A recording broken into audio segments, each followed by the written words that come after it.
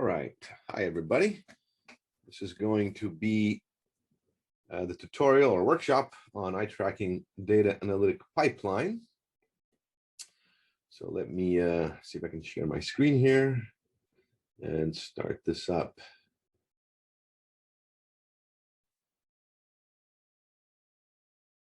And then if I present.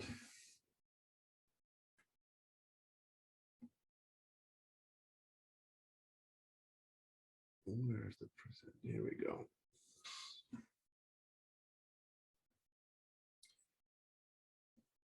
And of course, the wrong screen shows up. Swap displays. Here we go. That's better. Okay. So this is a tutorial that Nina Gehrer and I have put on at various times and at various places. The last one was at ETRA 2021. And this time it's a little shorter, but it's the same gist. If you've not seen it before, and there's a little bit of code also that you could get, which I'll show you in a minute here. And I think I would have emailed that out before this, so that you can get at and you can follow along and do this before even the tutorial starts. Okay, so this is Nina isn't here this time. It's a little shorter version of this tutorial, so I'll skip the experimental design section, which Isa Kreitz would have covered already. So here instead, I'll show you the data analysis pipeline that we apply to an experiment that Nina ran a few years ago, looking at faces. So the pipeline, the origins, it is a series of Python scripts followed by scripts in R, with the entire goal of eventually typing make. It's a command that's going to be available on the Mac or Linux machines, or there's a batch file on Windows, and everything is meant to be run on the command line of one form or another. So nothing, no IDEs, no clicking of buttons. It's all command line driven, but still the idea is automation. So you just type one command and everything gets done, from eye movement analysis, checking of AOIs, collating the data, and then analysis with R, so we obtain statistics offline to do the analysis of the experiment. Almost everything short of writing the paper is basically in here. So this started off roughly at the ETH Winter School in 2016.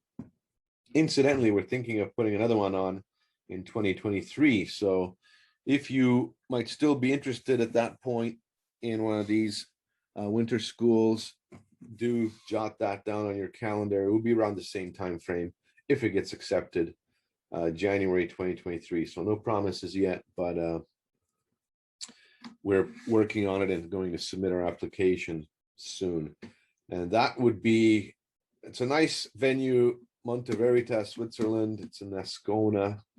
It's in this sanatorium where we all meet. And I think there's only going to be maximum 60 spaces for students. So last time we did this in 2016, it filled up and then we sold it out. So think about it or tell your friends, whatever. It might be pretty cool to do. It'll be, I think, updated with most recent software that we're looking at right now, PsychoPy and latest Python and R scripts. All right, so what else is out there? Before I tell you what we do, and our stuff is pretty much scripts that I and Krzysztof Kreitz wrote that are kind of research grade. So nothing really works out of the box. You have to look at the code, write code. In other words, in fact, a lot of assembly is required, not assembly code, but Python code. That's a little computer science joke there for you. So there are other options. Pygaze is out there as well, but I don't know how much it's been maintained lately and really how much analysis it does. Essentially, Pygaze was kind of a collection of Python scripts and things to talk to eye trackers, maybe even write interactive applications. So we're not quite Pygaze. maybe we're lower level than that. We're just straight up Python code. It's not quite eye tracking R. Those were scripts in R that did processing of eye movement data directly in R, which is kind of interesting. It's almost like, why do you need Python if you can do everything in R? Fair enough. It is possible to do everything in R. I know Kshish Crates does a lot of stuff in R. Sometimes he'll bypass the entire Python pipeline and do everything in R. And so it's possible as well. And you get pretty graphs as well in R. So that's another option. But for us, it's a combination of Python and R scripts kind of mashed together. The reason I do that is because I break up the Python scripts into stages, as you see in this workshop. And so the whole goal is not only analysis, but also visualization. I'm really big on visualization. It's kind of a sanity check. And so I want to display the images that were presented to the viewer. And you might think that's trivial, but actually you have to double check to see whether all the image dimensions and screen dimensions were properly recorded, and whether you can reproduce in these scripts the stimulus as seen by the participants. Like I said, it's not trivial. I've seen many times when something was not quite recorded correctly and we didn't know that we forgot the screen size. And then it turns out that, well, everything was a little bit off. And, you know, the gaze data was sitting in, let's say, 1/4 of the image as opposed to covering the whole thing. So it's a really good sanity check. And I highly, highly recommend visualizing your data first before actually doing analysis. You know, if the visualization is okay, then you can trust the number of fixations that you see here.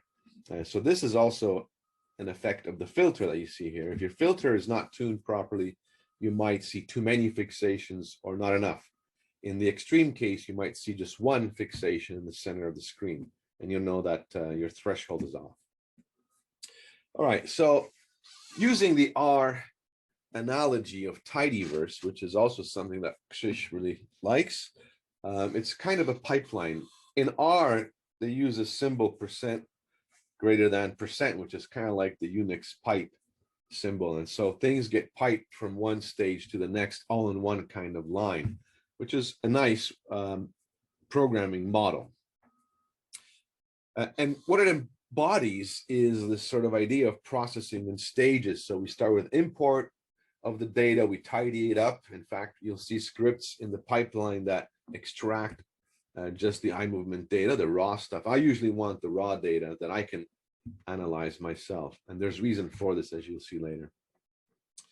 Then we transform and visualize. We don't do the modeling part necessarily, but we do the analysis instead. And then we output the data and do the analysis and then communicate, of course, write the paper at the end. And so here the idea is the same. Import data, clean up, visualize, collate, analyze, and then write the paper. Another shot of results of the pipeline. This is my take on the famous Yarbus picture that people still have out there. And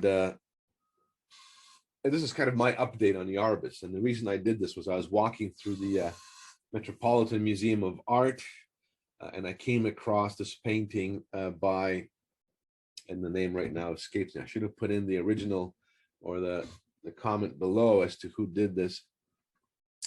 But it's the same painter that did the painting that Yarbus used. And so he used that painting to show the effect of task dependency on eye movements, or in other words, of task on eye movements, or that eye movements are task dependent. And so same thing here on the upper right two panels. This is actually Nina recording two recordings. And so the one on the left, in the center there, center top, she is just looking at what is the emotion of the subject in the painting. On the right, topmost, this is just free viewing. So she's looking all over the place. And those are the kind of pictures that Yarbus also had. And in fact, he used pretty much raw data like we do here. Now we can tell where the fixations are. but of course, you need analysis to identify them and label them. In the bottom two panes is the result of the fixation analysis algorithm that you'll see here at work. And also, there's a bit more to it. There's three layers on this.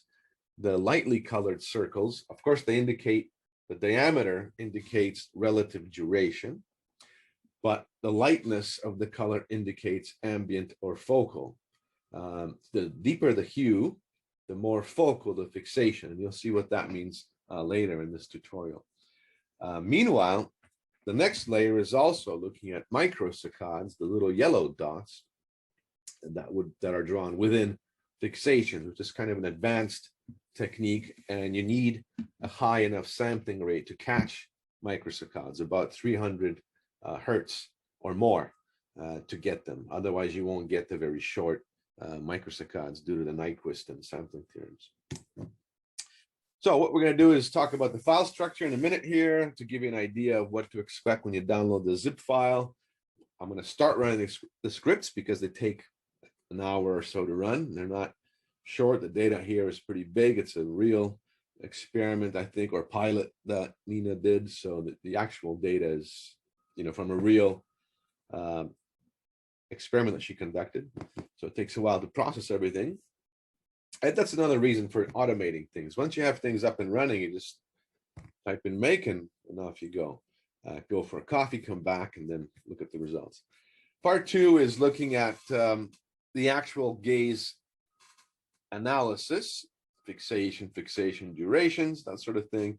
And then I'll dive into a little bit into two more advanced metrics, which are transition matrix entropy and the K coefficient that Scribus came up with, which distinguishes ambient and focal fixations.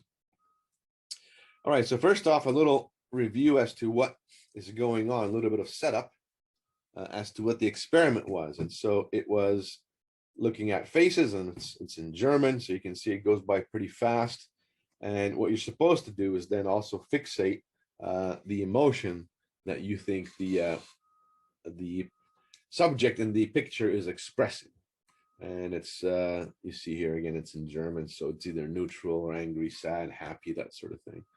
And what you also see here, if you're an astute observer, is that to prevent center bias, there's a fixation cross on the side, on either random side of the image to start with. So you have to fixate there, and then the image shows up, and then you can look at the typical the features of the face that people look at: eyes, as you see, nose, and mouth. So here, what was interesting for us, and this boils down to the experimental design and the hypothesis, is what do people look at? But even better than that, there was a hypothesis in place that said, well,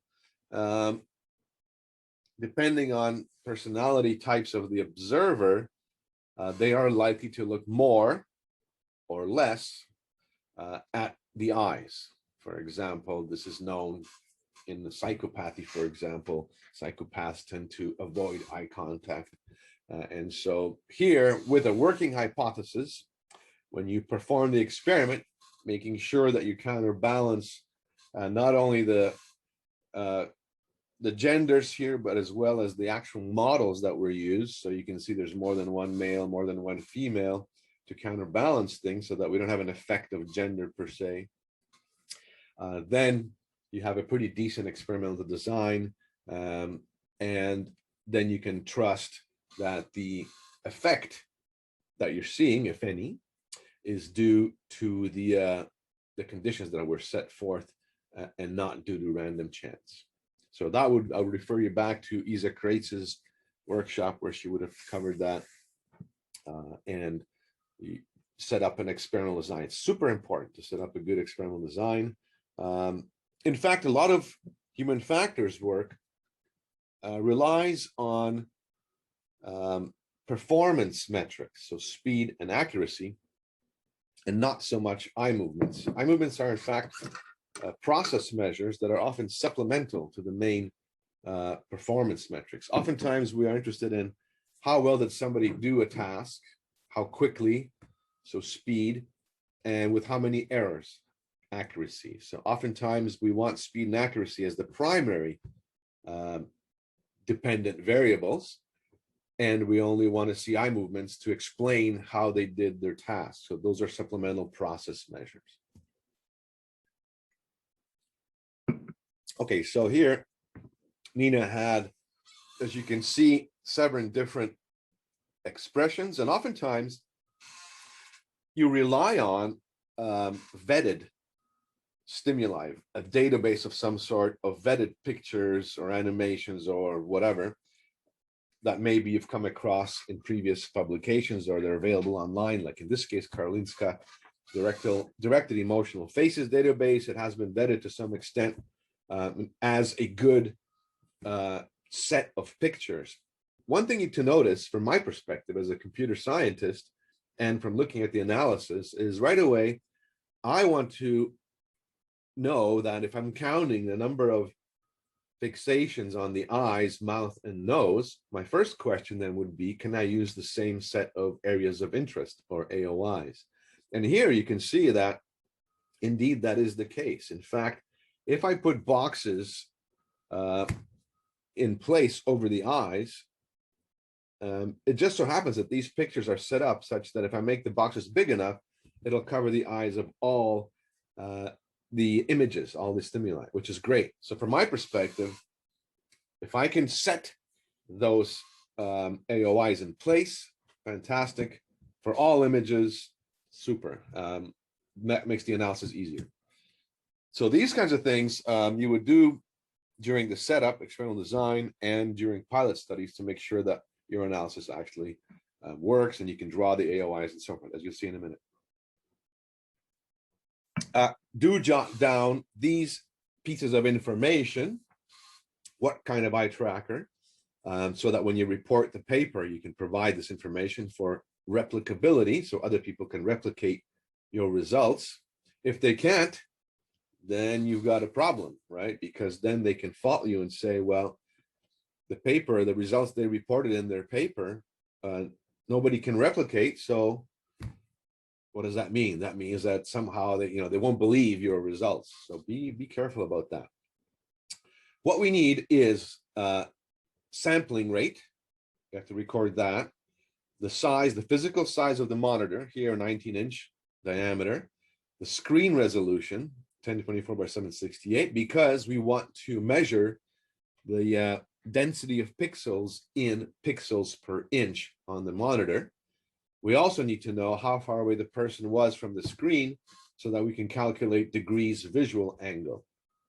And so we can measure everything in terms of degrees visual angle per second, for example, for the eye movements. So all those things are really important. I usually put those into a manifest file somewhere. And then later you have to look that up and put that into a paper anyway. So it's a good thing to do. Sometimes people want to know the calibration, and they will surely want to know what kind of eye movement analysis was performed to extract fixations, right? And those, sometimes the reason you'll see in this tutorial we do our own is because we have complete control over our analysis, and we can report exactly what happened, as opposed to relying on the vendor, the eye tracker manufacturer, who sometimes use their own fixation algorithm, and they won't tell you what it is because it's a company secret, so they make it proprietary. Okay, so what we have is data sitting there in a directory someplace, and I usually split the data from the analysis code because I don't want to touch the data. I only want to read the data. So it's always preserved in its pristine form, and I don't ever want to alter that. I just want to read it.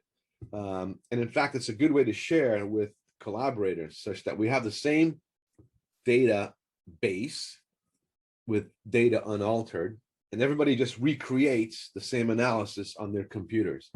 I've done this with numerous collaborators, including Nina, Kshish, countless others, and this works really well. Sometimes we have to change the code a little bit. For example, Nina, working in Germany, had the way they express their numerals is different from us in the States. So they would use commas instead of periods. And so you have to be aware of locales and things like that. And you have to put in proper code switches to make sure that it works on her laptop as well as mine. So everything works with one sort of shot. So what we were looking at was, and also look at the naming scheme of the files. Here we had, and she knows what this means. I usually don't as the analyst, and I don't really care, but the naming has to be consistent. So we've got ES, 2 digits for the subject number, MB, SKSS, whatever. Those were the conditions that she had set forth. And there's usually a dictionary of that someplace. All right, so then we break this down into the file name, for example, ES01MB, and I couldn't even tell you what that means right now, but she would have this dictionary somewhere.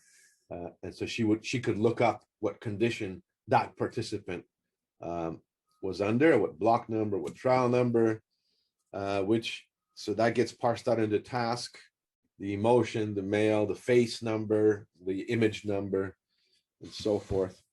And then the data that we get from the eye tracker looks like this. There's 2 sections of data. One is the eye tracking data, and oftentimes the eye tracker doesn't know what the stimulus was, right? So you have to mesh those 2 pieces together.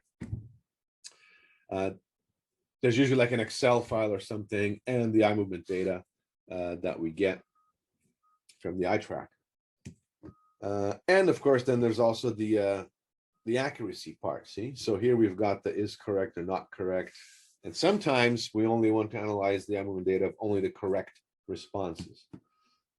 So here we've got the emotion, left gaze, right gaze. That's what we pull out with our Python scripts. You can see here that I don't use pupil size in this case, but there have been experiments where I do use pupil size if we're interested in cognitive load or something like that.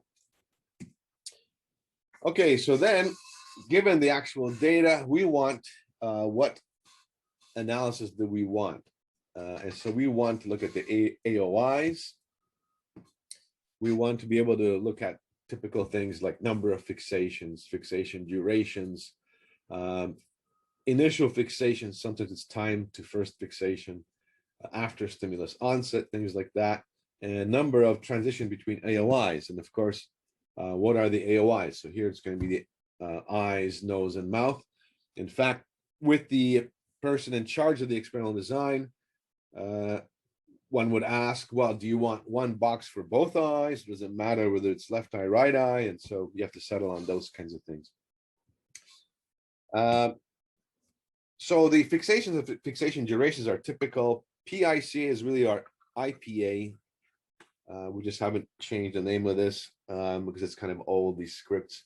But this goes back to our IPA paper at CHI 2018.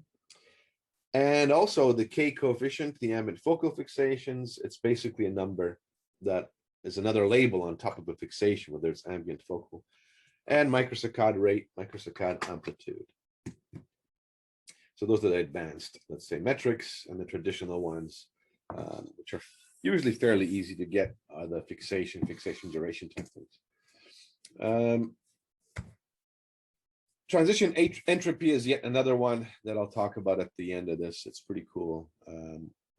It gives you kind of an idea of, well, it's sort of an element of surprise. So if people always go to the same AOI and never transition, then there's no surprise and entropy will be low. If, however, they're all over the place and you can't easily predict where they're going to land, that is high surprise, and so entropy will be high. All right, so preparation for analysis. Be mindful of how the data and code is organized in terms of the file structure. And so here we've got the data sitting in its own directory. SRC usually stands for source, so source code, where the R scripts and Python scripts live.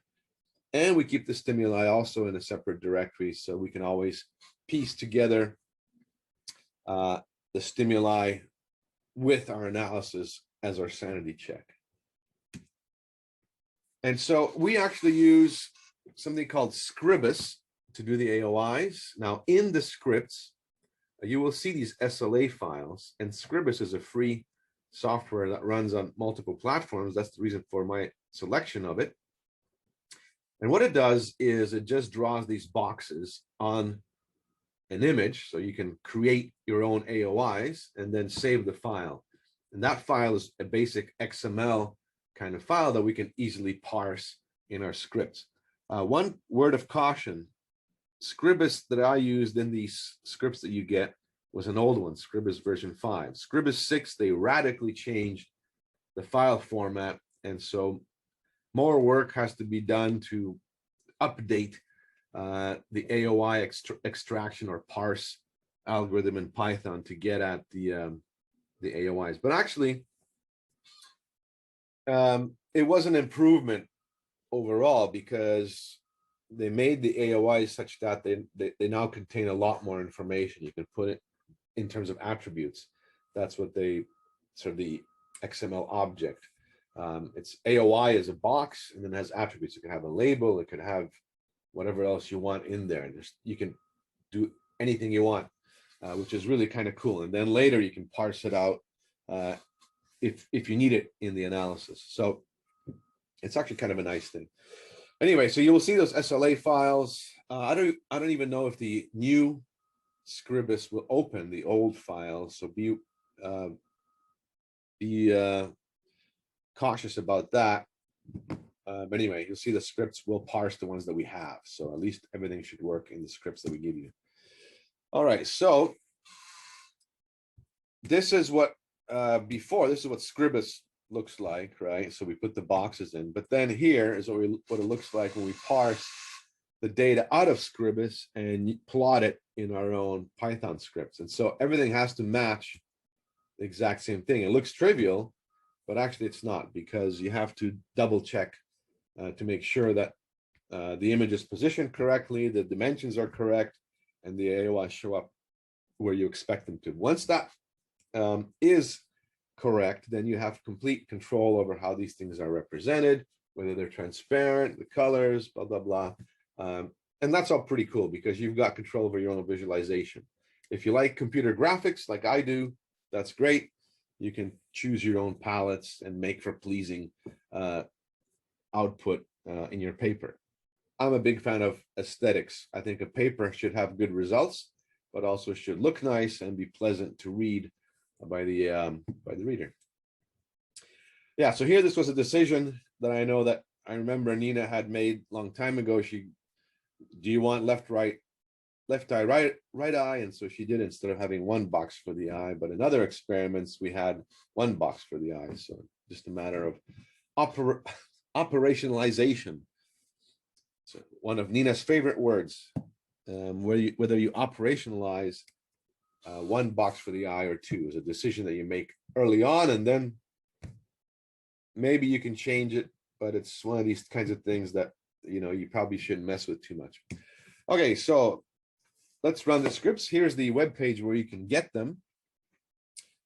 The faces script. I will show you how to do this on my Mac and on the Windows side, so you see that it works in both places. So let me quickly stop this for a second and share my Mac here. Hopefully I got the right one. Let's see.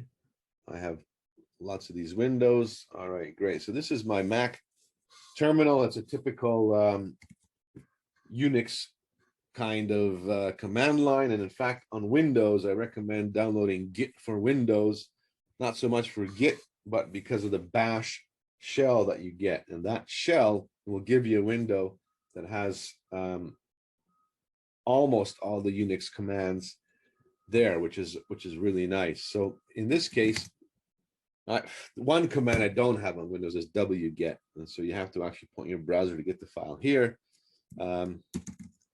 You would do where the actual file was. So same link as it's what's on the slides, cost 21, and then faces.zip.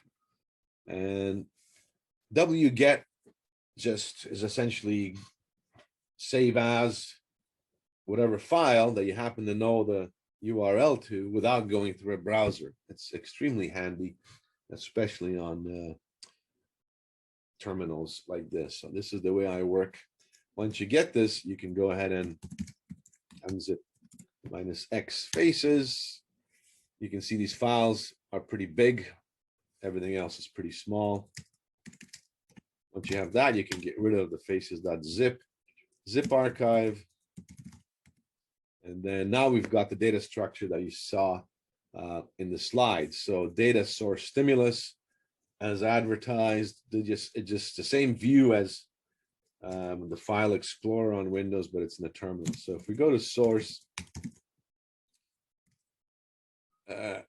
and you can see this is the same data that we got from the tutorial at ETRA 21. So I'm reusing the same data. And here what we've got is, well, everything on the Unix side is sitting in the make file. So if I look at that and then go to the all target, you will see that it's composed of the DIRS raw process collate stats targets, and I'll explain that in the slides later. But essentially, what I need to do is I can just say, I can do this one by one, or just say make, and it'll all work in sequence, but I'll do this step by step. So if I do make DIRS, it just creates some transient directories. So these will be recreated on whoever computer you're sharing the data with and the source code with. After that, we can do make raw. So this is the extraction of the raw data, and you can see this takes a while. This was a kind of a long script because for each data file, we had to pull out all the various trials that the subject performed, and we had to pull out everything from fixations to microsaccades and everything. Well, no, actually here we're just pulling out the raw data. But even so, each person had many, many trials. And so that had to be properly extracted. And it took a little while, and the files are big. So that's just one, and so on. So you can let this run, and let me kill this, and I'll show you what it looks like in the on the Windows side. Okay, so now on to Windows. Forgot I need to enable sharing. Give me a second here.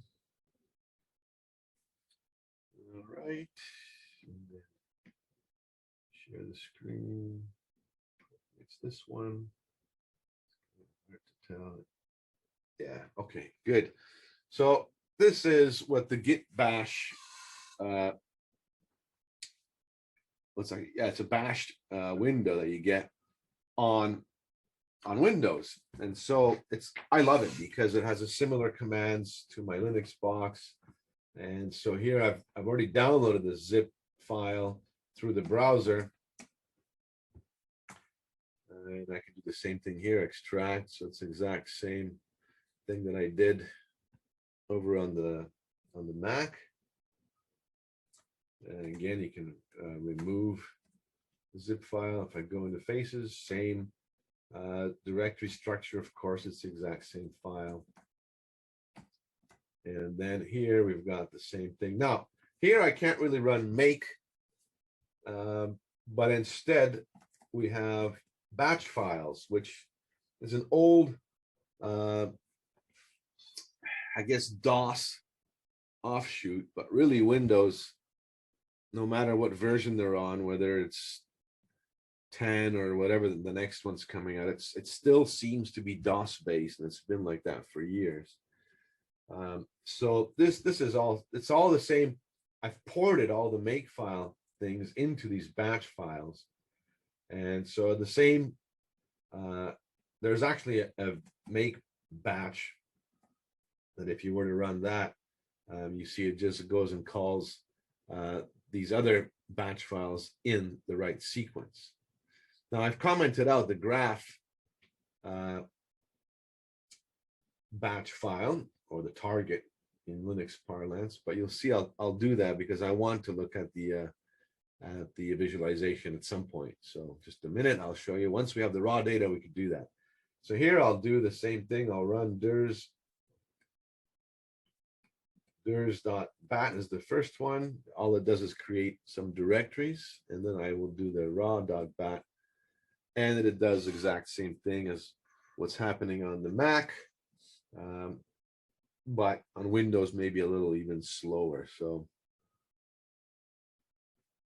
I don't know why, but it's like their standard out seems to be slower or something. But anyway, hopefully it works, and then we can return to it. This is kind of like the cooking show, right? So I'm putting in my, I prepared my turkey, I've put on the seasonings, and now I've stuck it in the oven, and we can come back to it in a little bit later to see how it's working. So back to the slides, see where we are. Where did my slides go? They seem to have disappeared. Here we are. So let's go back.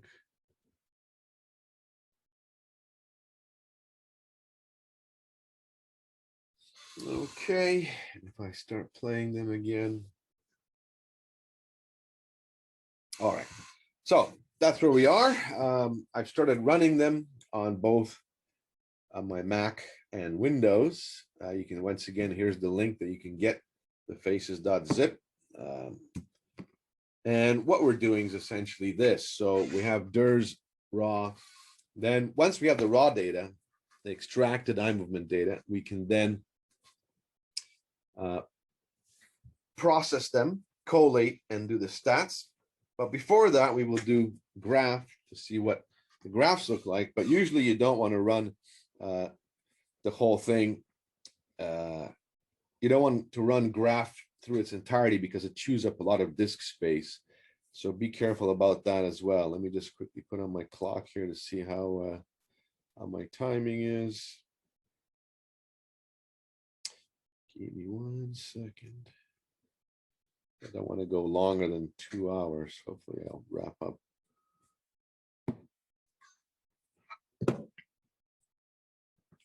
All right. So yeah, 5 easy steps, analysis in 5 easy steps. Once you are comfortable with everything running, you've tested everything, then you can just type make and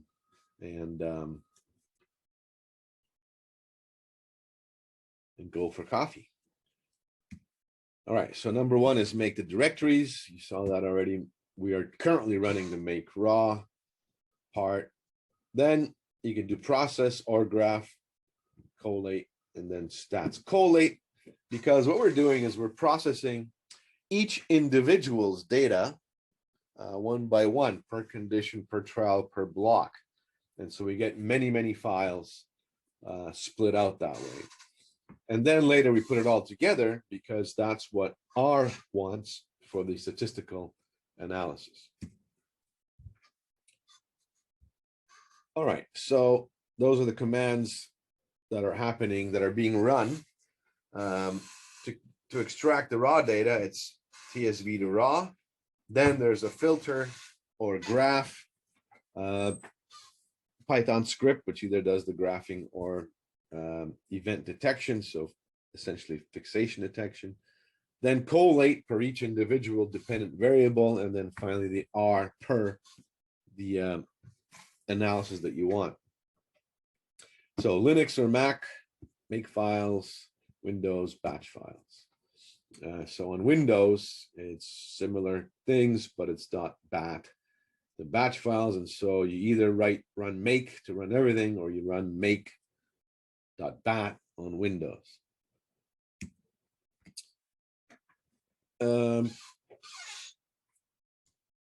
So those are the main scripts. So on the Mac, it's make dirs, make raw, make process.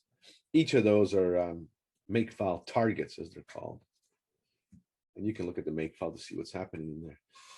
Also, what we have is the screen resolution was saved somewhere. Usually, I actually put them in the make file, this information. Screen dimensions, sampling rate, viewing distance, and the AOIs, and where everything is stored. Now, notice here that I'm using relative directories. So in the source directory, if I go up one ... and up again ... and then over to data and then slash tutorial, ETRA 18, that's where the stuff sits. Actually, I think it's going to be ETRA 21. So these slides are a little old. The tutorial is a borrowed from a previous tutorial, so you could update all these things yourself if you want. But relative paths, that's really, really important. It is a huge pet peeve of mine when I get data from Windows people and I get something like C:/users/Bob/source, blah, blah, blah. If I get that data, I'm not Bob, so I won't be able to get their data on my Windows machine, right? So don't use absolute paths, use relative paths. They do work on Windows. Make it a habit. Okay, so once we get the raw data extracted, then what we need to do is convert to visual angle, and to do that, it's the typical ATAN computation, which we look at the distance between gaze points usually, and the distance to the screen to calculate the visual angle, right? And so here we want the angle to be in degrees, but usually the pixel data is in pixels, so I have to convert to inches or centimeters. So I have the same units, and then the distance to the screen is the same units, and then I could do one over the other to take the atangent, arctangent, to compute the angle. You'll see an example of Butterworth smoothing. I used to use this. It's kind of nice to visualize, but actually it over smooths the data. And so I've stopped using this because I use a Savitsky-Golay filter to compute the velocity of the eye movement data. So raw eye movement data is position, right? It's X, Y, comma, T. So XY position over time. And so I need to differentiate that, take the differential to get velocity. And we want to, so you can do it in pixels per second, but it doesn't mean much. And so we want to convert pixels to degrees per second.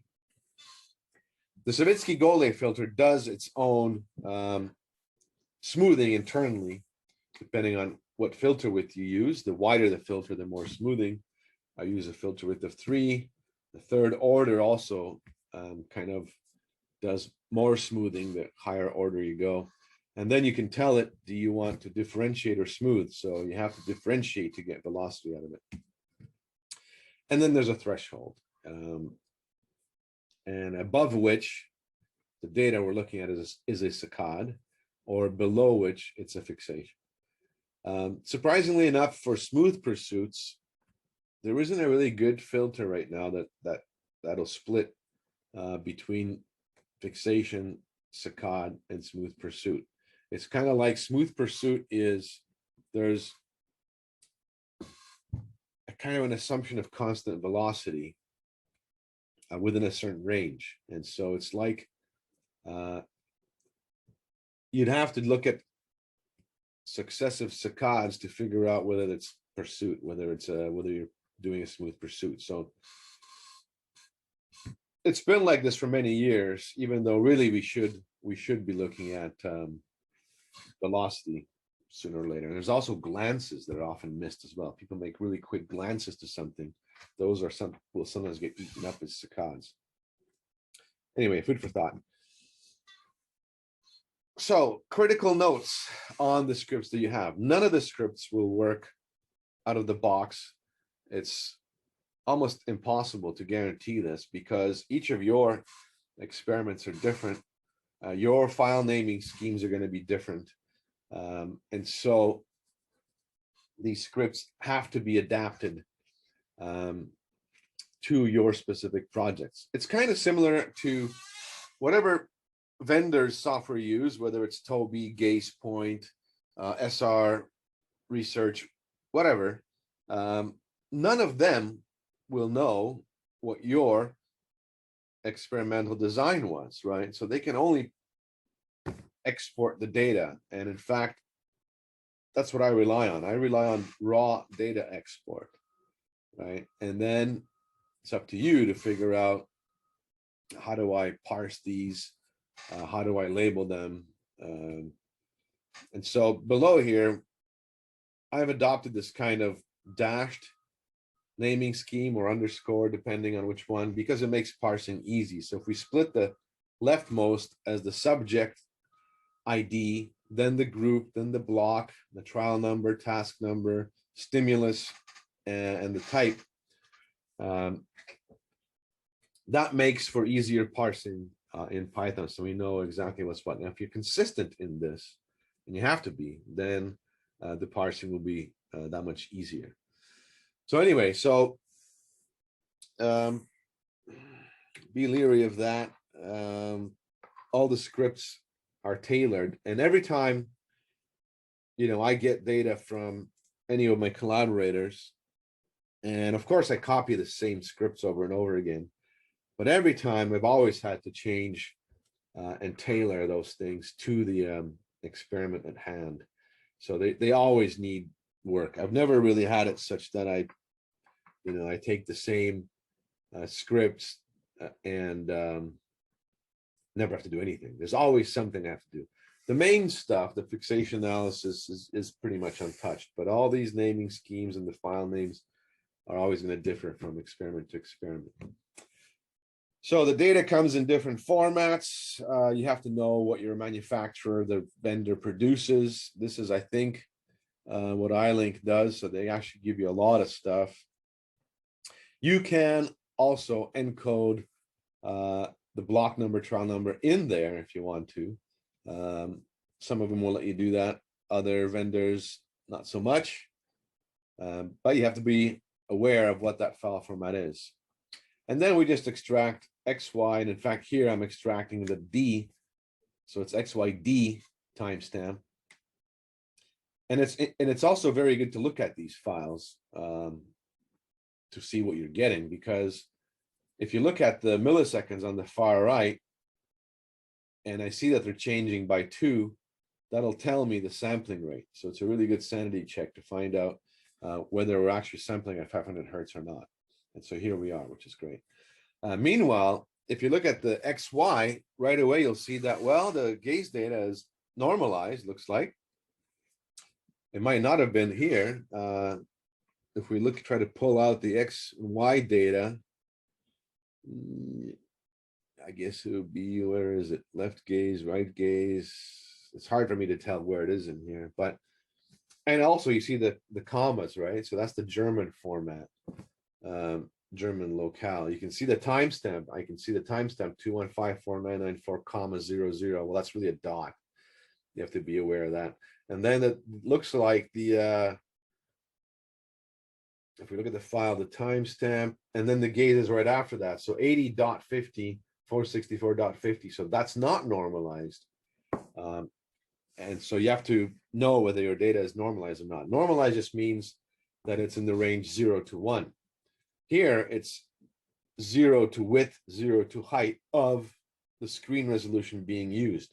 So that's why we need to know that, why you need to record that, so that we can normalize if we want to. So here, if we divide by width and height, that gives us data that's between 0 and 1. And that's very, very useful, because then that way, when I project my data, I can project onto an arbitrary sized image, which is pretty handy. So here I could project onto a 1024 by 768 image, or whatever size, if half that or twice as large, whatever, and then normalized coordinates will project nicely if I just scale them back up times width and times height. So it makes things really handy. So after the raw data is extracted, I usually check the graph scripts, and I output the AOIs.pdf to see where the AOIs, do they match what was on the stimulus. Then I also plot the raw data, the gaze point data. So just the XY data over time.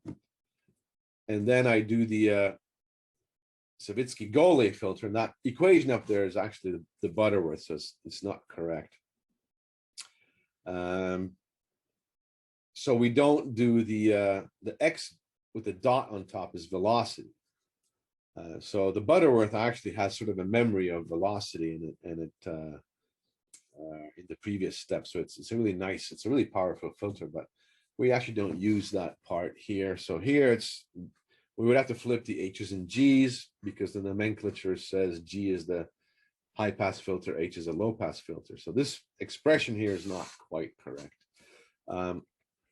But it is if H is the low pass filter, and then the X is the raw data. And so all we're doing is using what is called a finite impulse response filter, which means that the filter coefficients never change. And so you're just passing the data through the filter, and it'll differentiate, divide by the 1 over delta t, or divide by delta t. So if we take the position distance, right, it's like speed limits, right? If we take the position distance in degrees, divide by time, you get degrees per second. So it's just like miles, how many distance covered miles over time per hour. Same thing. And I recommend this book, the Hollis Brothers. It's like $7. You get the PDF. Plus, they give you all the code, I think in C, for using the Butterworth and Savitsky. I don't know about the Savitsky-Golay, but the Butterworth is in there, which is useful. All right, and then we can also draw the ambient focal fixations. Now, so these are the duration of the fixation minus the amplitude of the either preceding or following saccade. Now, if you're astute here, you might wonder, wait a minute, how can I subtract duration, which is time, minus amplitude, which is distance, right? How big the saccade was. It doesn't make sense. The units are different. You can't just subtract distance from time. It doesn't make sense. So here, what Shish came up with is if we take the transform the data into z-scores. So if we take the duration minus the mean duration over its standard deviation, then we get a z-score. Now, if we do the same thing for the amplitude, then we also get a z-score. So now we've got z-score minus z-score, which is okay. And all we really care about is, think about it, if the fixation duration is really big, it's really long, but the subsequent or preceding saccade is really short, then it's a big number minus a small number, the result is a big number, and so bigger than 0, and that'll be focal. If the fixation duration is really short, but followed by a really big saccade, so we have a small number minus a big number, that'll give you a negative number. And so less than 0, that'll be an ambient type of fixation. And so here on the right, we can draw the focal fixation with a darker color. So if the value is bigger, we just give it a darker hue. If it's lighter, we give it a lighter hue. And so you can see that the initial jump, the saccade there, the initial fixation is pretty ambient. And then it's sort of ambient, and then a focal. And in fact, Krzysz has shown that that is pretty well observable over any stimuli, almost, I think. The reason for that is because when you land on an image for the first time, you don't know what the image has, and so you typically issue a bunch of ambient saccades to orient yourself to see what's there before you start inspecting things foveally, which makes sense. Here we can also draw within fixations the microsaccades, and so the microsaccade algorithm is by Kliegel and Egbert, I think. Engbert and Kliegel. It's not ours, but you can see that it's a basic, again, velocity.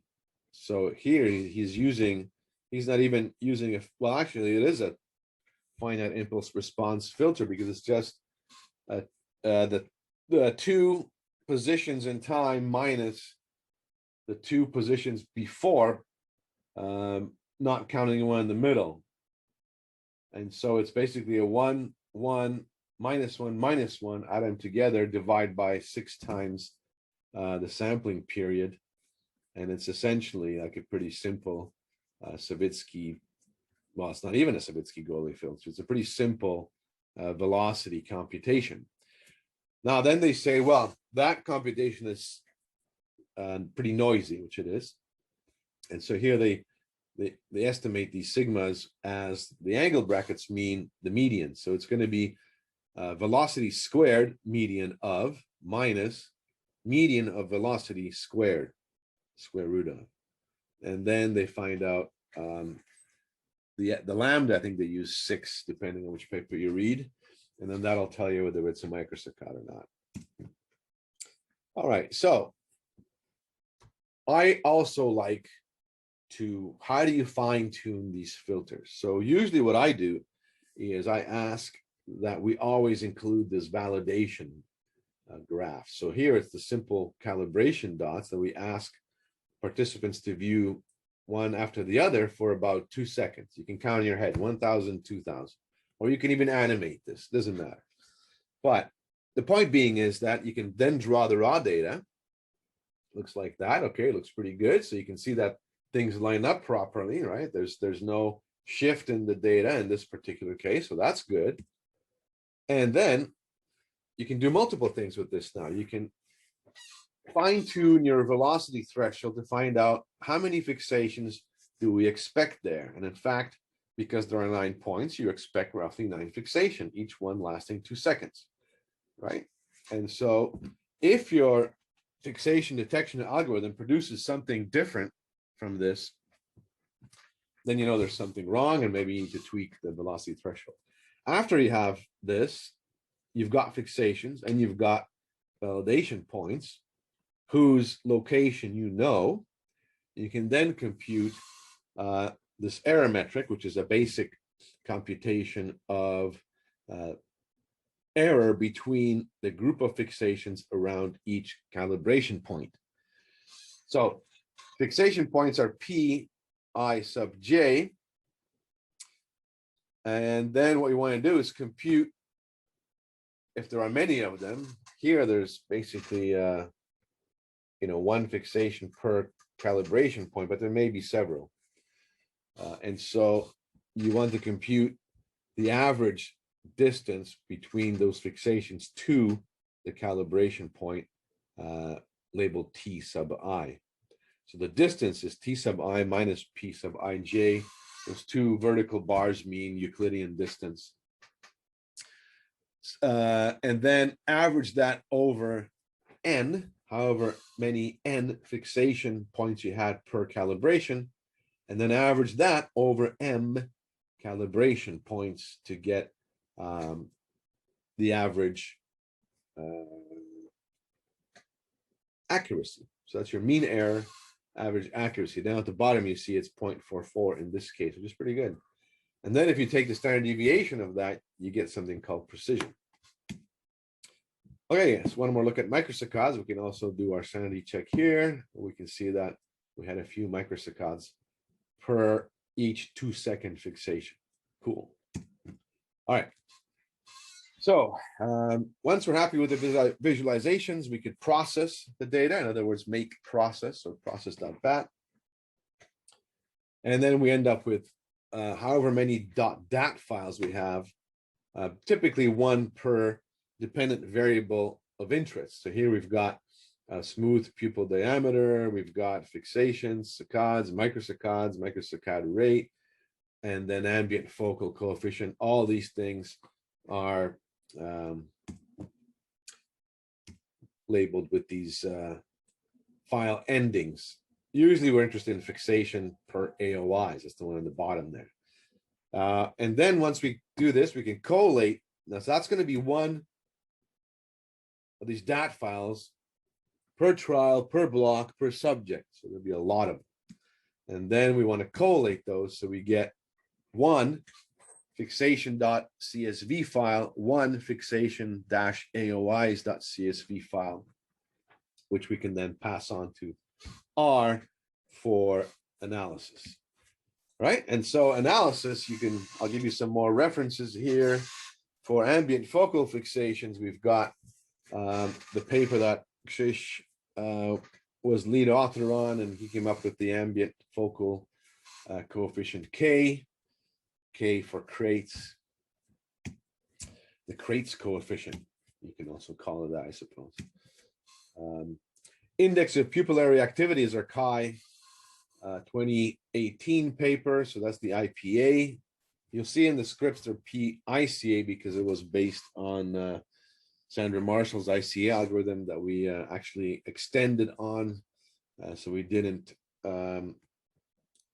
infringe on her patent because we basically, well, I should have patented it myself, but I didn't.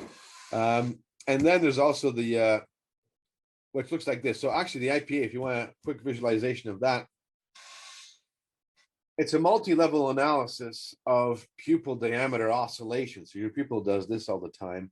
And the theory goes that if you're under cognitive load, it'll oscillate faster, or it'll oscillate slower when you're not under cognitive load, usually under baseline. And so if you look at that, the top graphs show you there's more spikes, which means that would be the high cognitive load condition. And the bottom one shows you over time fewer spikes, so that would be a lower cognitive load.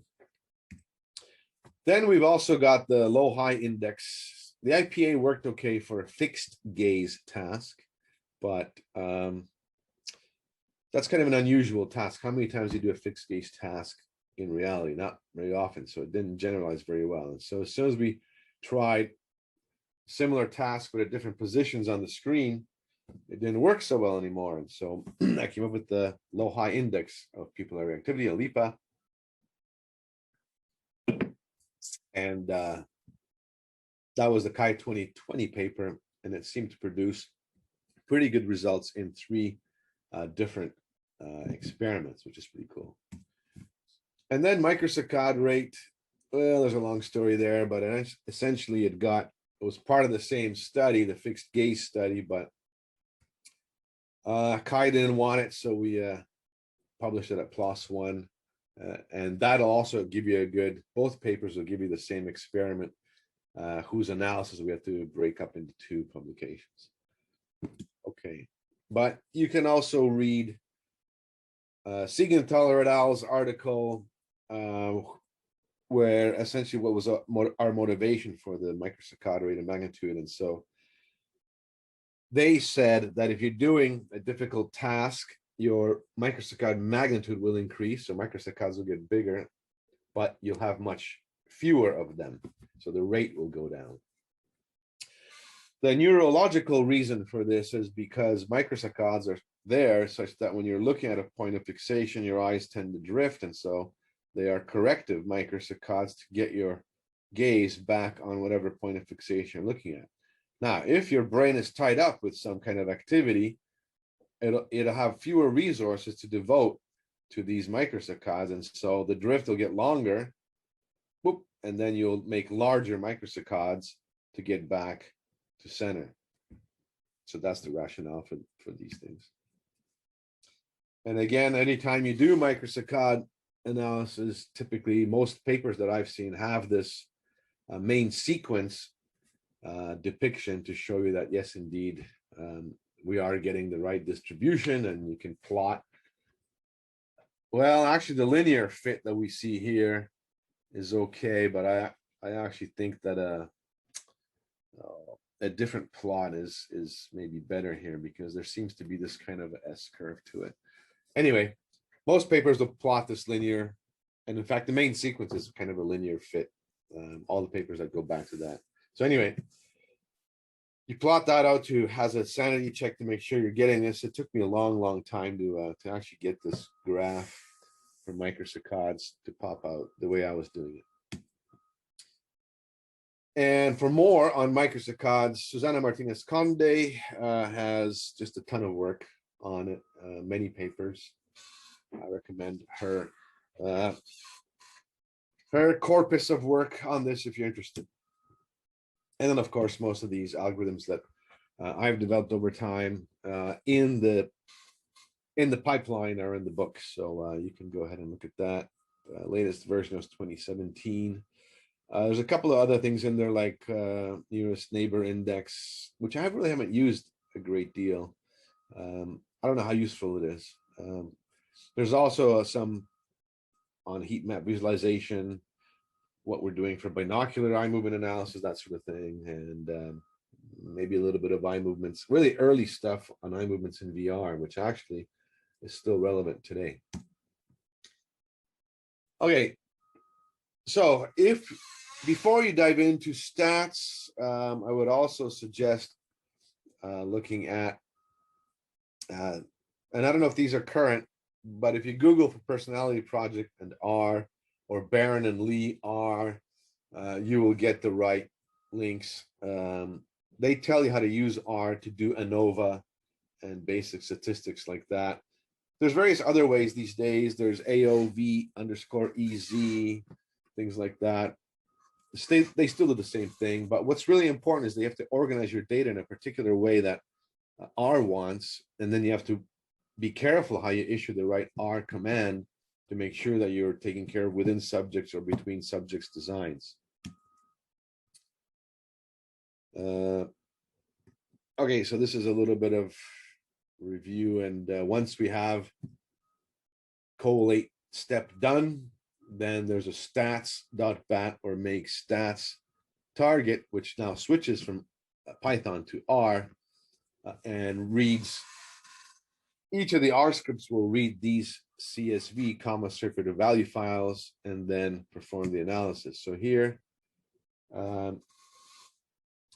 what's interesting here is that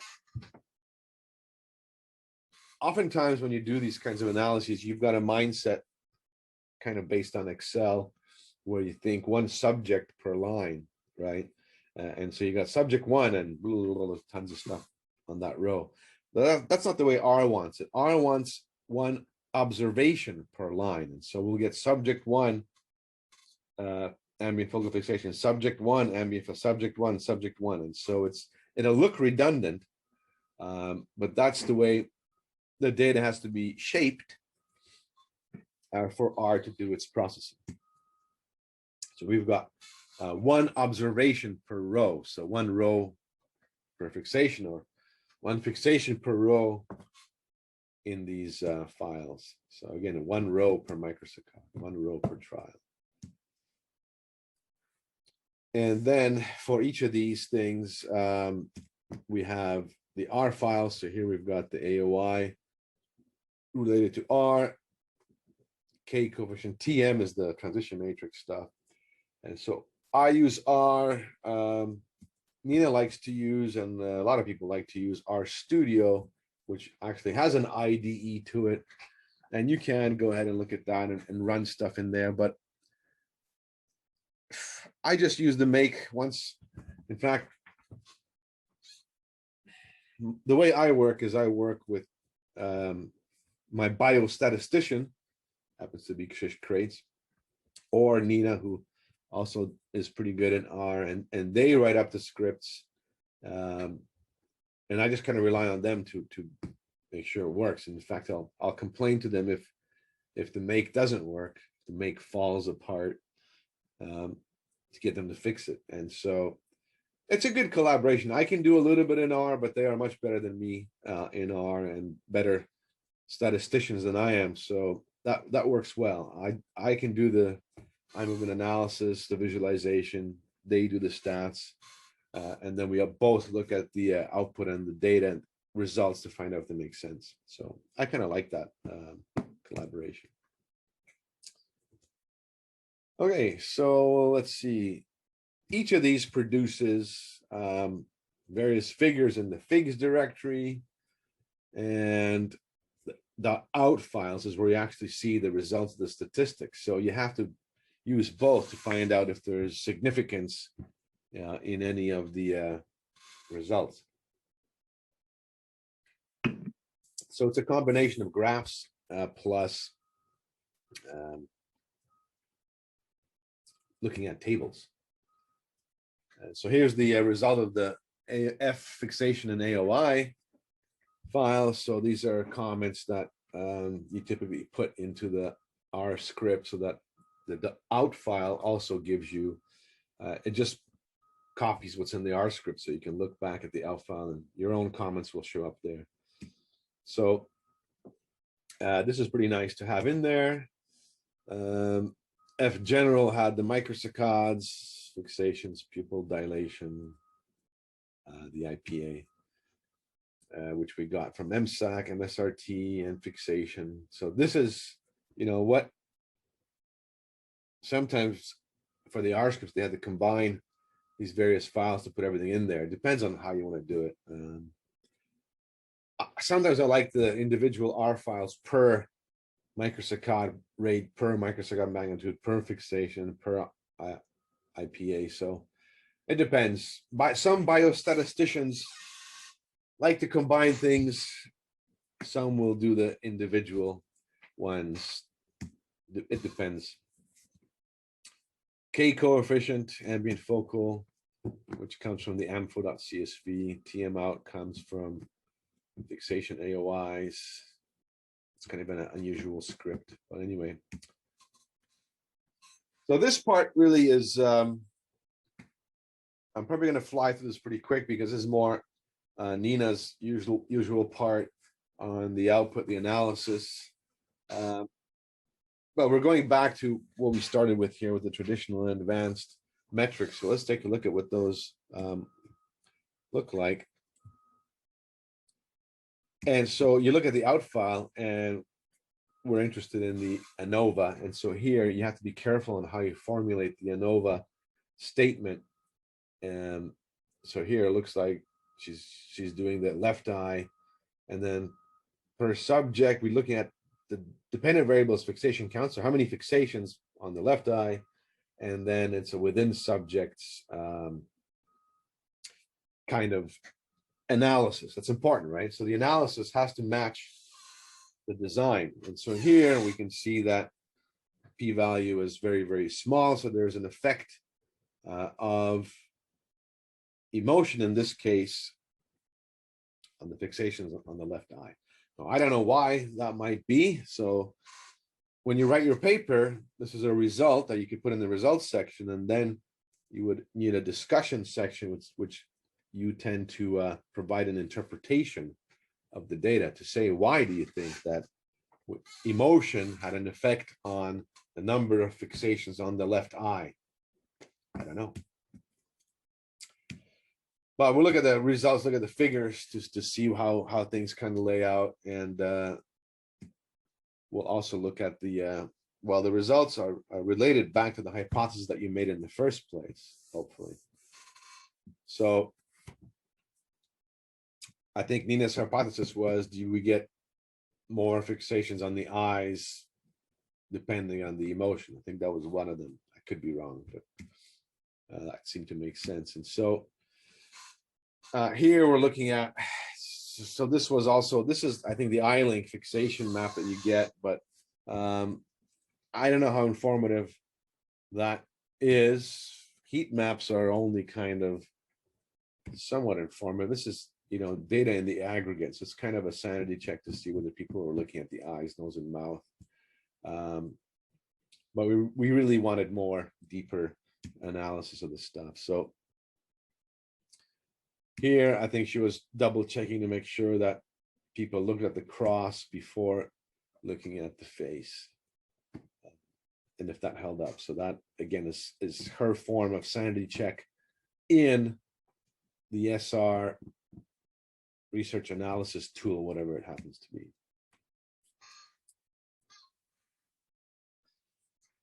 So here were her hypotheses as to what's going on. And so there would be a assumed general preference for the eye region.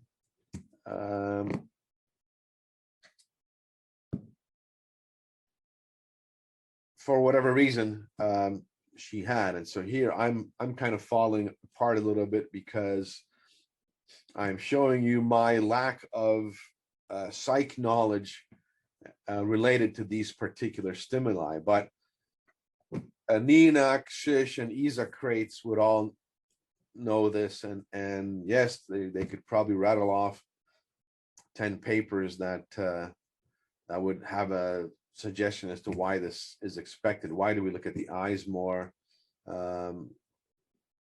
when we're looking at different expressions. Maybe if you're happy and smiling, you will look more at the mouth. I don't know.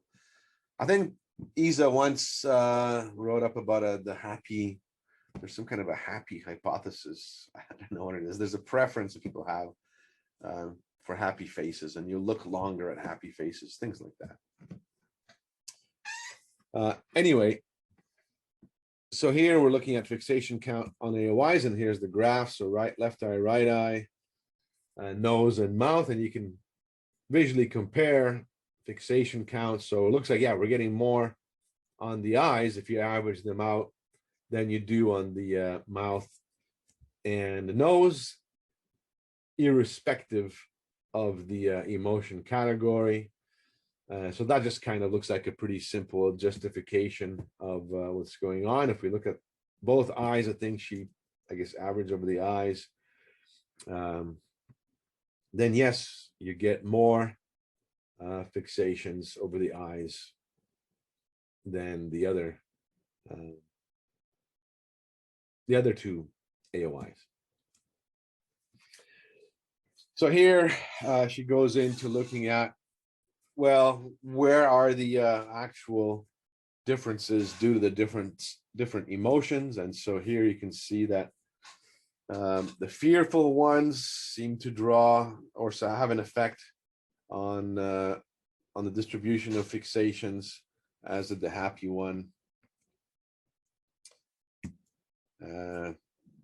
Meanwhile, there's an effect for the sad and surprised.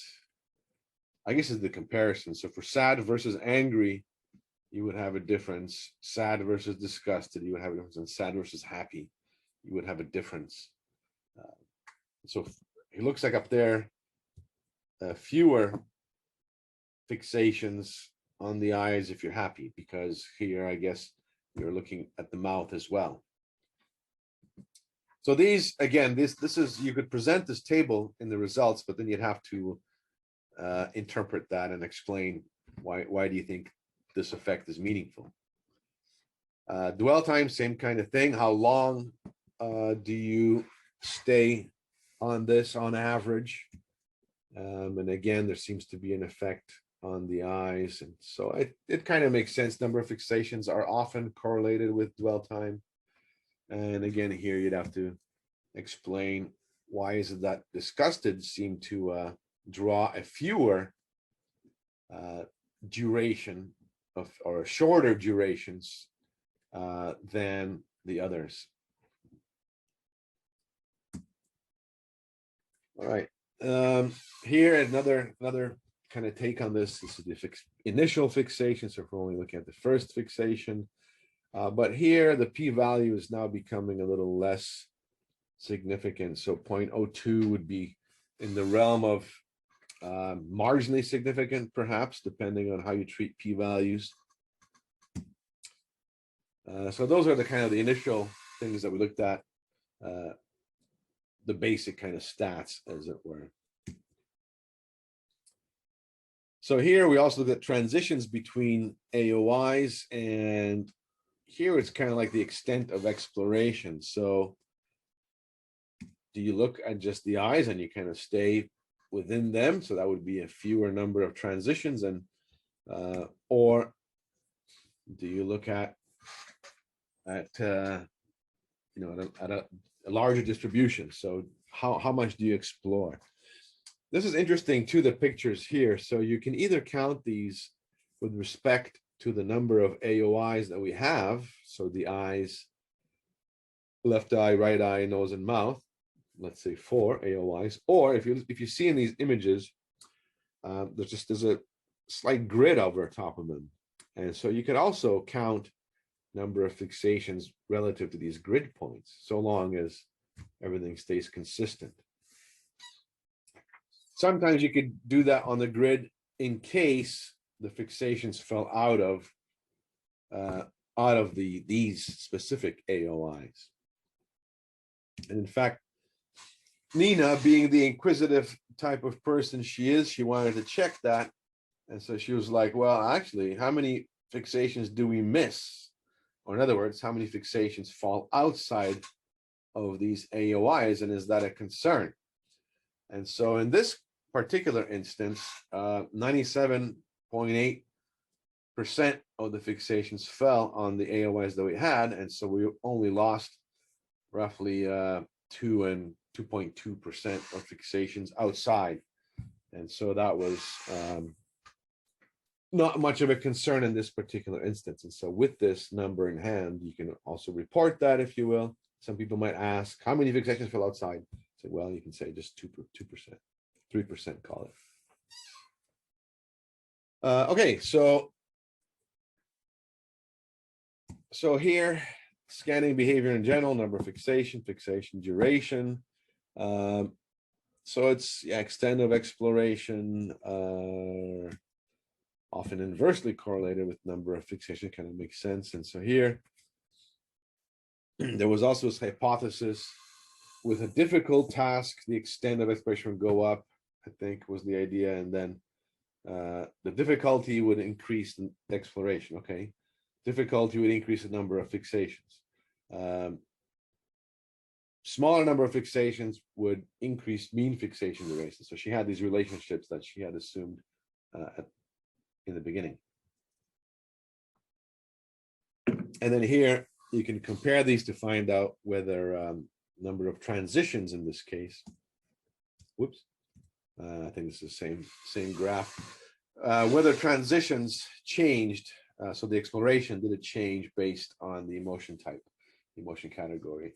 And here we've got significance. So transition count was fewer on the happy face for whatever reason.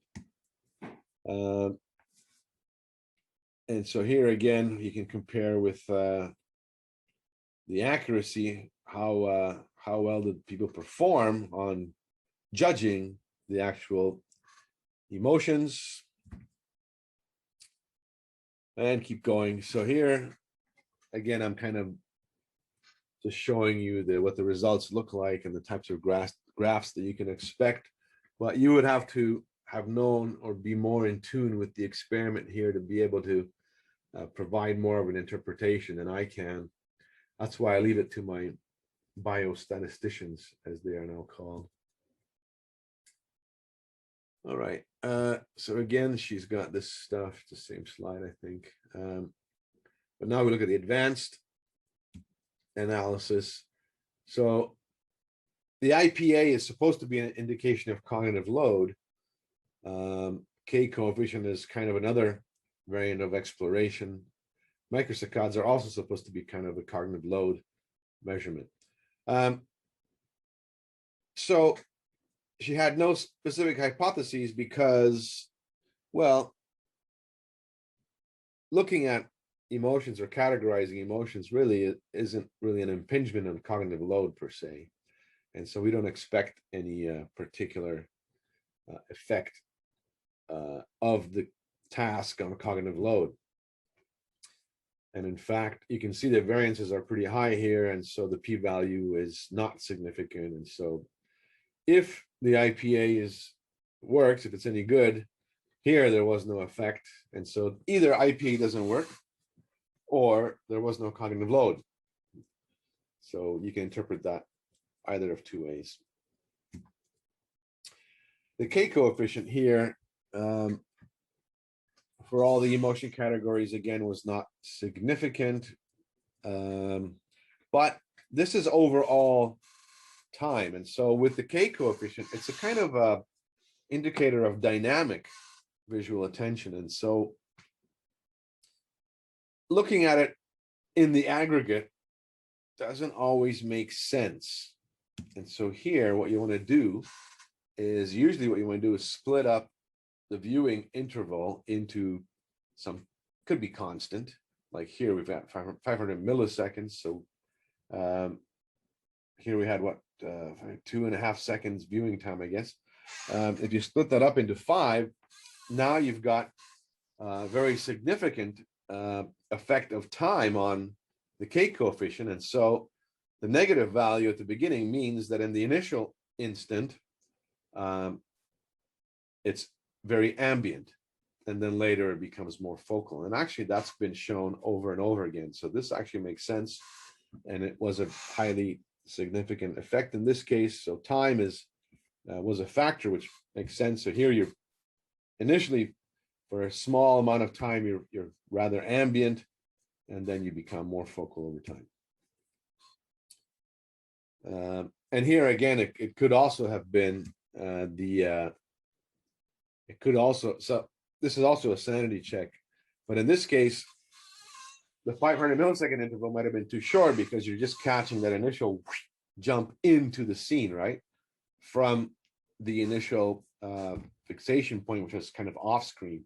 So that would require a huge saccade, which would give you a very ambient kind of initial fixation. So yeah, you got to kind of weigh these things and go, well, does it make sense in this particular instance? Maybe we should have looked at a second interval. I don't know. So that's why it's good to look at the data and also think back to your hypothesis and say, well, does it make sense? Does all this stuff, is it logical? Microsaccade amplitude, you can see here, nothing, absolutely nothing. No effect on microsaccade amplitude, no effect at all. Usually when you get a graph like that, you can almost laugh because there's like no effect whatsoever, no trend, nothing. So microsaccade amplitude here, I think what we meant by that is magnitude. There's nothing. So again, no cognitive load, perhaps. Okay, maybe no cognitive load on this task. That's one way to interpret that lack of significance. But also be aware of our particular microsaccade analysis, because so Nina looked at this and said, well, it seems like where do we get the microsaccades? We were doing this per fixation, and so her deal was that number of fixations per trial, if we had what, roughly microsaccade number per trial. I can't remember exactly what she was talking about here, but it'll make sense in just a second.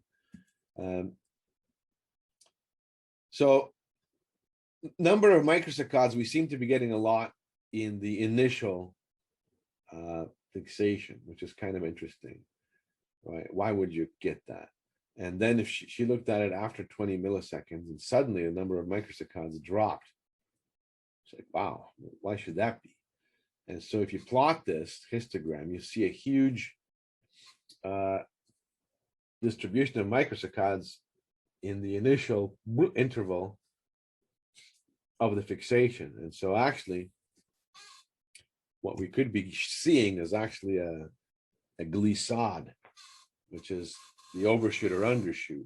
So when you make a jump, you might get a microsaccade to kind of correct the overshoot undershoot. And so that is called a glissade. And the algorithm that we have was basically not distinguishing between a glissade and microsaccade. So we got this bimodal distribution. So I think that first spike there is probably a glissade, and the second one is a distribution of microsaccades, proper microsaccades. So yeah, that was the point here. Our algorithm, as you get it in the scripts, might be not picking out the glissades. So we might need to be wary about that.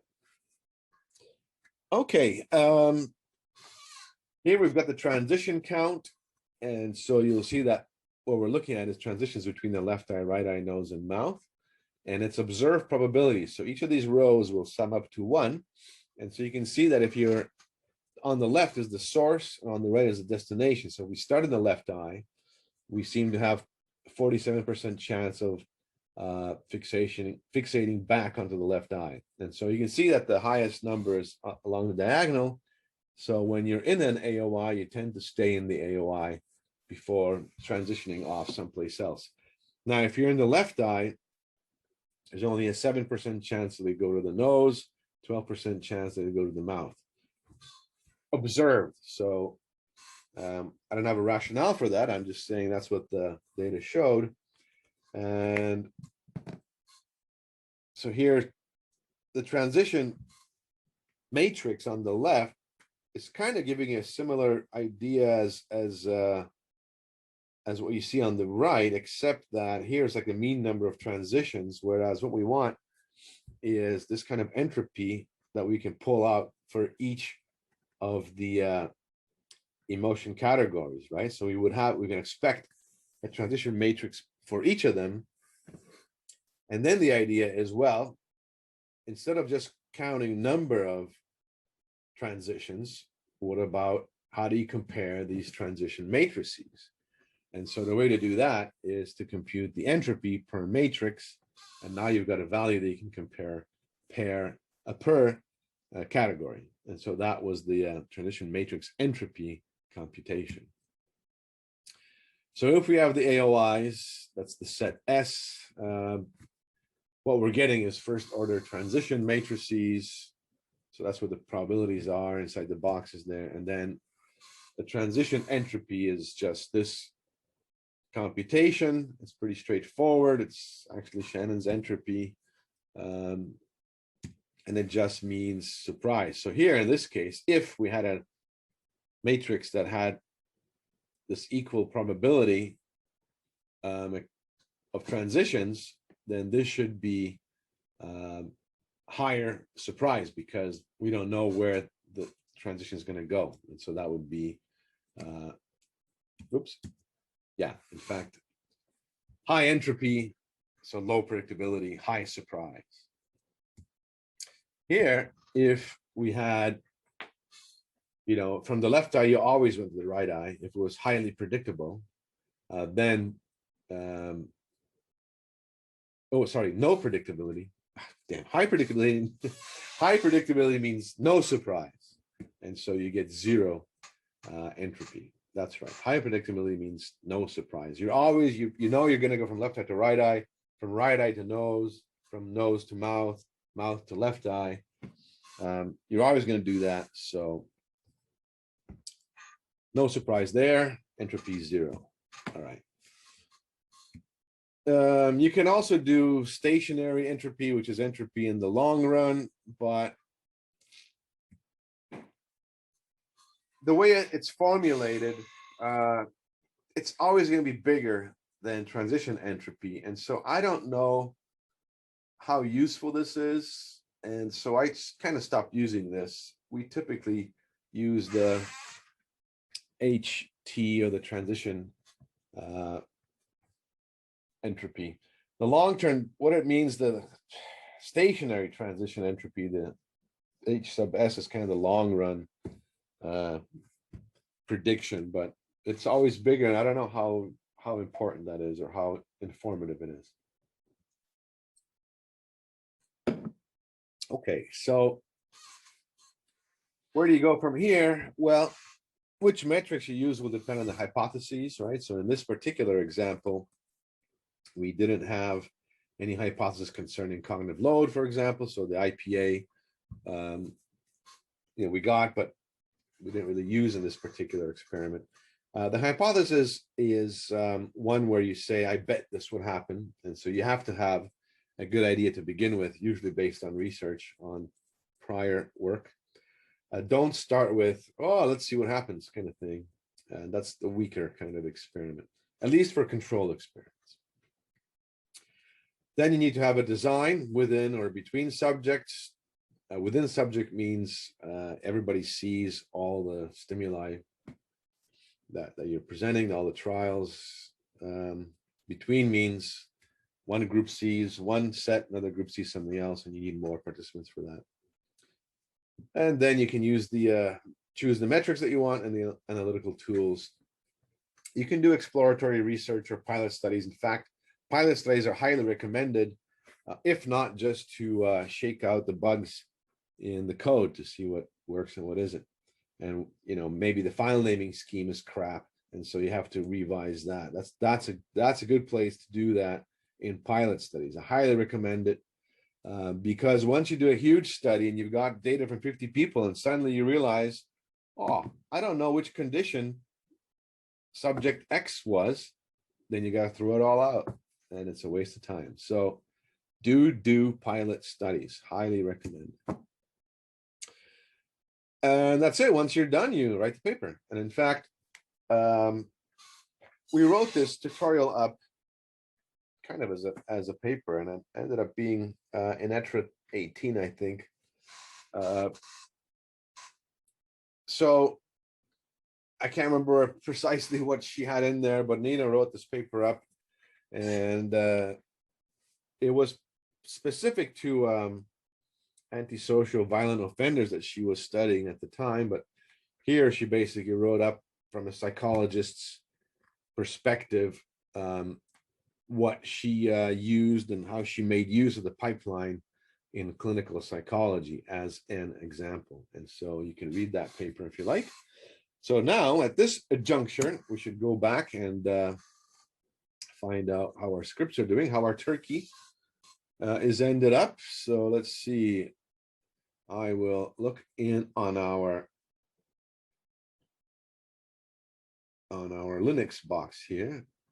And so here's the result of this. Sometimes it's been an hour or so, and so I look back, and raw is the thing we did before, and so I could now do make process, and I could do make graph as well, but I won't do that here. Actually, process takes a while to do, in fact, in this particular instance, because process computes all the microsaccades, which are kind of time consuming. So I should have started this midway through the workshop. So let me quickly start that, and I'll switch to the Windows side and start that there. So I'll stop sharing here. Yeah. I should have done this. I apologize. I should have done this a little earlier. So again, here we can do, actually here what I'll do is I'll open up the window. I'm not a Windows user, so I forget how to get this thing. But what I'll do is I'll try to open this up so you can see the pictures, the images that we'll do here on the Windows side when I'll start up the graph part, so you can see what it looks like in the Explorer. So everything is, in my case, is sitting in the D drive. This is just because Windows partitioned this thing. So here it's the same view as we had in the terminal window. Oops, you're not actually seeing the full thing. So I'll do the whole thing, the whole screen. There we are. So here is my Explorer view of what I'm seeing here, and so I can also jump into that, the source directory, and then tutorial. So the slides are a little off. It's tutorial 21. The slides have tutorial 18, so they're correct. But now if I do graph dot back, we'll start doing something. And so what I want to do is look at where it's doing those. And I should forget, I think it's plots. And these things are pretty slow as well. So it take a while to get going. Oh yeah, I've had questions before on this. Sometimes this won't work because we rely on embedded fonts, and so watch out for that. You kind of need LaTeX installed or MikTeX on Windows for the scripts to be able to find the fonts that we use in the figures. But here, if you can see that one of them popped out. So if I draw this thing, you can see that here we've got, and here I'm plotting a lot of things. So I'm plotting just the X data over time. Let's see what I can expand this, or let's see. Just you can see the raw gauge data, so that's there. Or the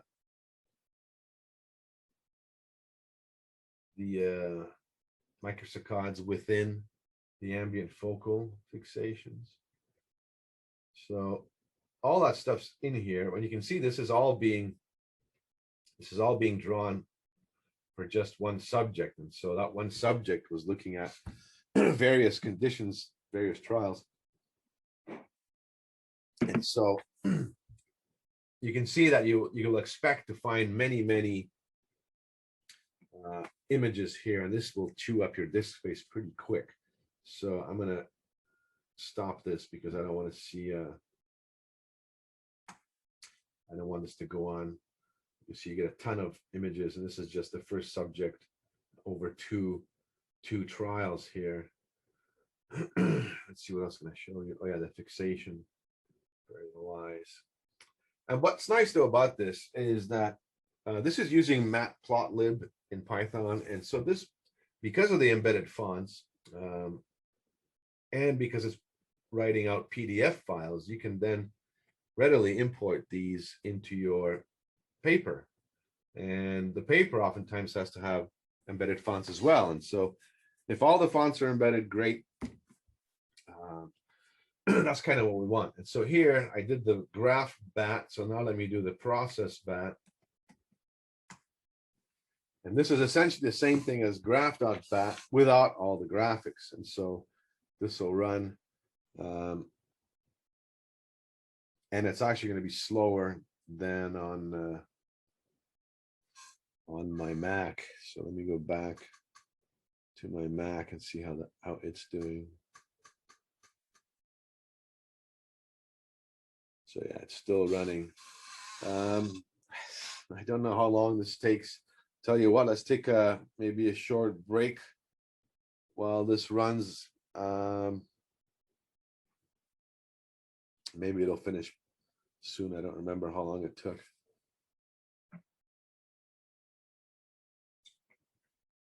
I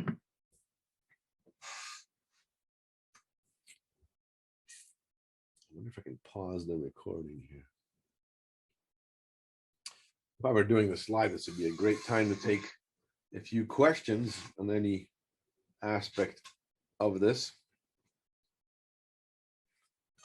But maybe what I'll do here is I'll pause the recording and come back after it's some more has happened. So I'll be right back. All right, so let's take a look how far it's gotten.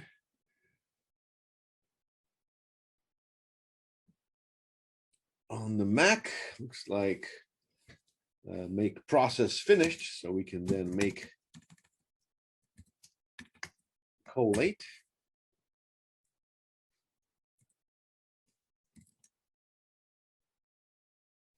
And this one is usually a little faster because it's just a series of small scripts that will, well, assemble all the CSV files into just a few CSV files. So it's just a matter of parsing the files and putting them together. So it's not super time consuming. I'll do the same thing. I'll show you in a minute here. So it's finished. Make collate, and then I could do the result of that. You will see are now the CSV files, and we can look at them. Info.csv, and you can see that we've got subject, group, log, trial, task, F type, T type, timestamp, K, and so one subject, and you can see it looks kind of redundant because it's one observation per line. So needs to be that way. And then if we look at our files, we've got these. And so if I do make stats, it will run the TM transition matrix script, and see it pulls in R. You may, this script may bomb if you might be missing some R packages, and that's kind of an annoyance sometimes. You have to go and install packages, but you only have to do it once, and so then the R script will work after that. And so what it's doing, it's a little slow, I guess, but it's doing all the graphs and things that you saw in the workshop. And so here I'll stop sharing and switch over to the Windows side of things, and you can see, I'll do the whole screen again. I'll do the same thing. So process finished. And so I'll do collate.bat. And again, it works fairly fast. And then I'll do stats.bat on the Windows side, so you can see some of the output that it produces.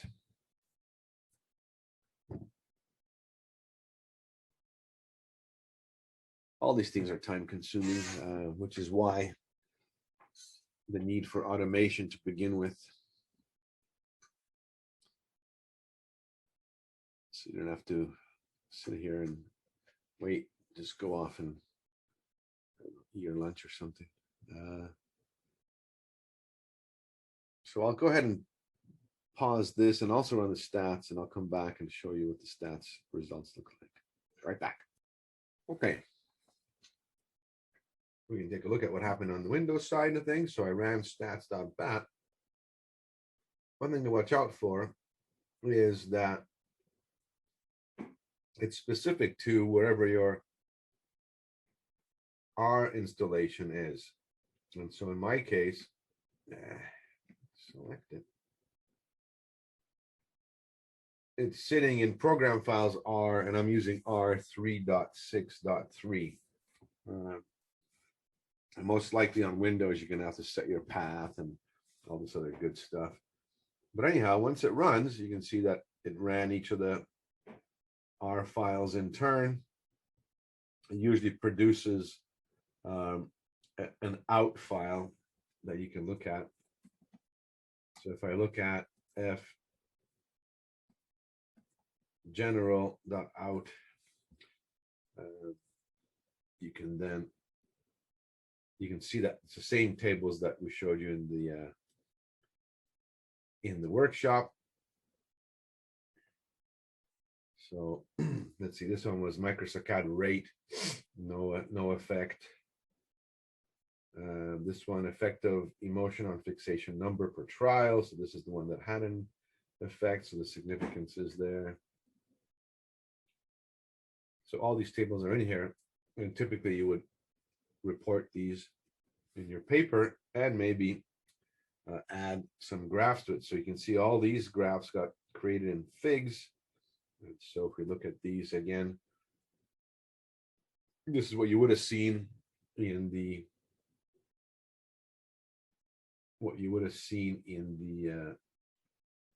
tutorial.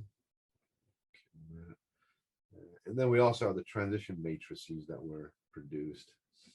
So I think this one is maybe the overall one. The label is wrong, but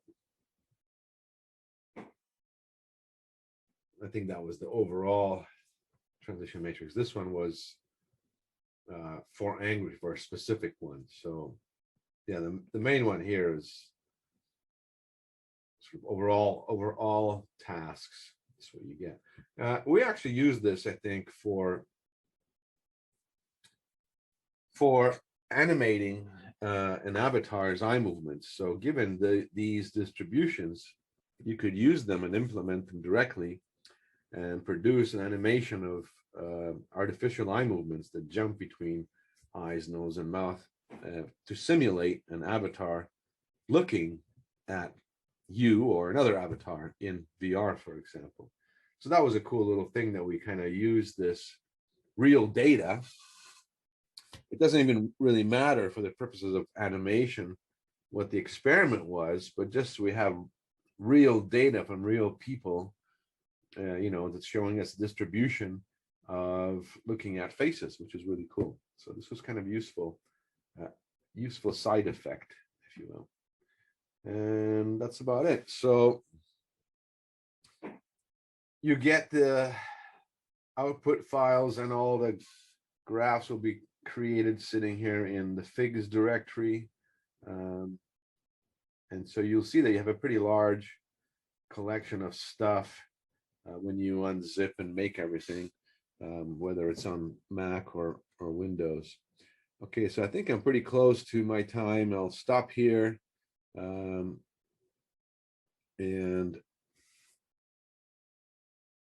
I will sort of end here and wait for questions. All right, so thanks a lot. I'll tune into the live workshop and answer questions after this is finished. See ya.